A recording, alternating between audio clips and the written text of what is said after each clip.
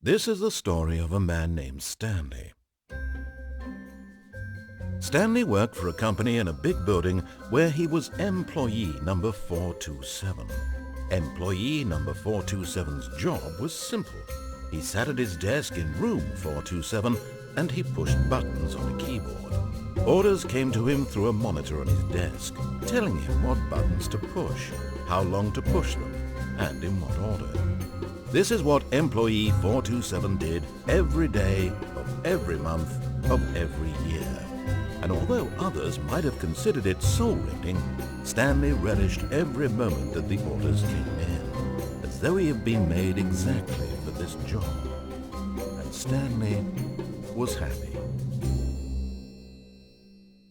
And then one day, something very peculiar happened. Something that would forever change Stanley. Something he would never quite forget.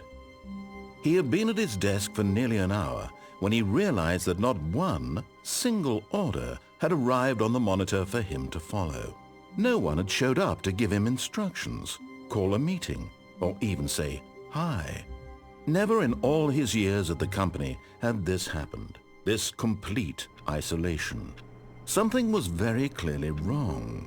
Shocked, frozen solid, Stanley found himself unable to move for the longest time.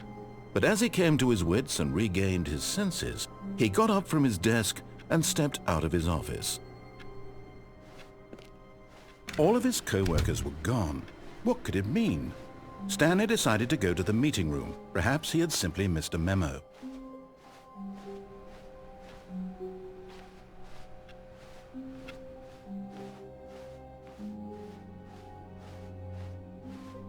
When Stanley came to a set of 2 open doors, he entered the door on his left.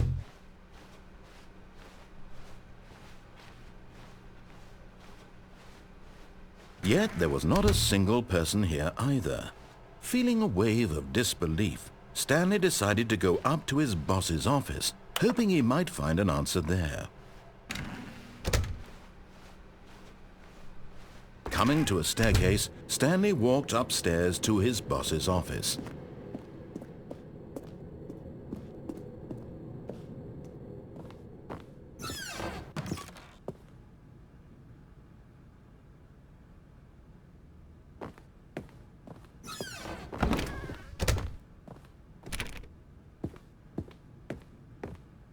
The moment he entered his manager's office, Stanley froze in his tracks.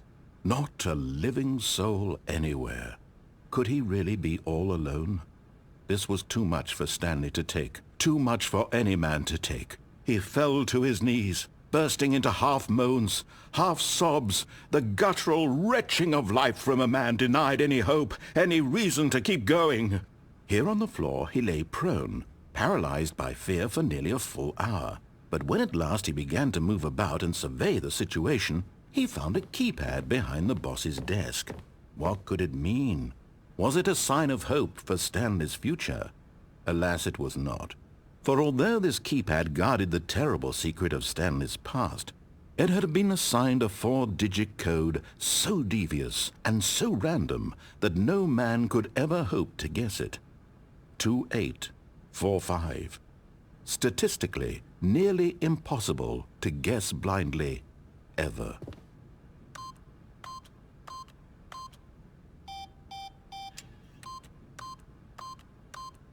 Eight. Stanley just sat around twiddling his thumbs. Trying to input anything on the device was useless, since he could never possibly know that the combination was 2845. Yet incredibly, by simply pushing random buttons on the keypad, Stanley happened to input the correct code by sheer luck. Amazing. He stepped into the newly opened passageway.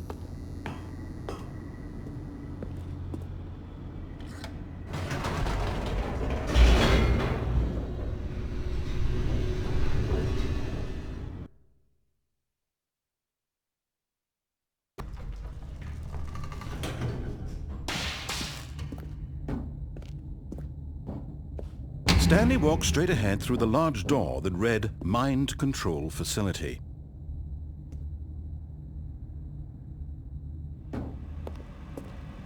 Although this passageway had the word escape written on it, the truth was that at the end of this hall, Stanley would meet his violent death. The door behind him was not shut. Stanley still had every opportunity to turn around and get back on track. At this point, Stanley was making a conscious, concerted effort to walk forward and willingly confront his death.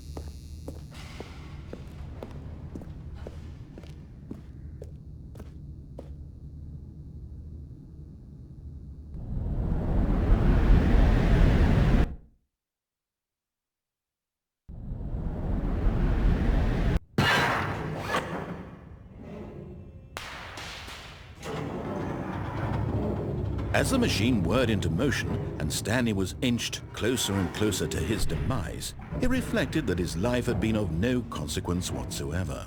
Stanley can't see the bigger picture. He doesn't know the real story, trapped forever in his narrow vision of what this world is. Perhaps his death was of no great loss, like plucking the eyeballs from a blind man. And so he resigned and willingly accepted this violent end to his brief and shallow life. Farewell, Stanley.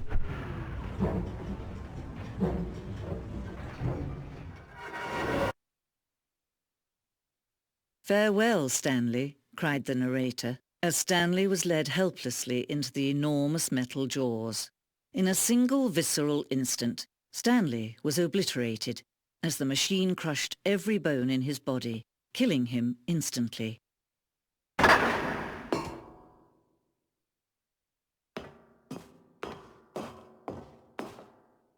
And yet it would be just a few minutes before Stanley would restart the game, back in his office, as alive as ever. What exactly did the narrator think he was going to accomplish? When every path you can walk has been created for you long in advance, death becomes meaningless, making life the same. Do you see now? Do you see that Stanley was already dead from the moment he hit start?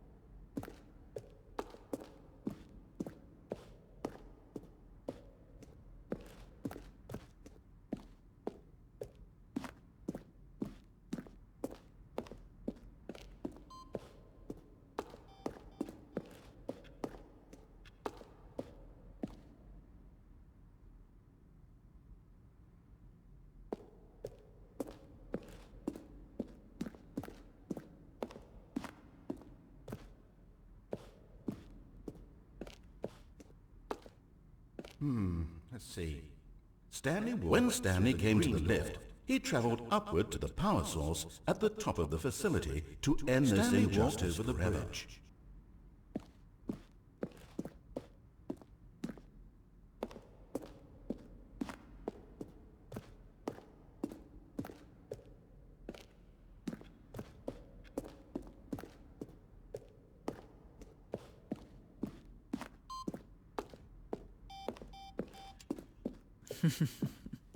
Oh, look at these two. How they wish to destroy one another. How they wish to control one another. How they both wish to be free. Can you see? Can you see how much they need one another? No, perhaps not. Sometimes these things cannot be seen. But listen to me. You can still save these two. You can stop the program before they both fail. Push escape and press quit. There's no other way to beat this game. As long as you move forward, you'll be walking someone else's path. Stop now and it'll be your only true choice. Whatever you do, choose it. Don't let time choose for you. Don't let...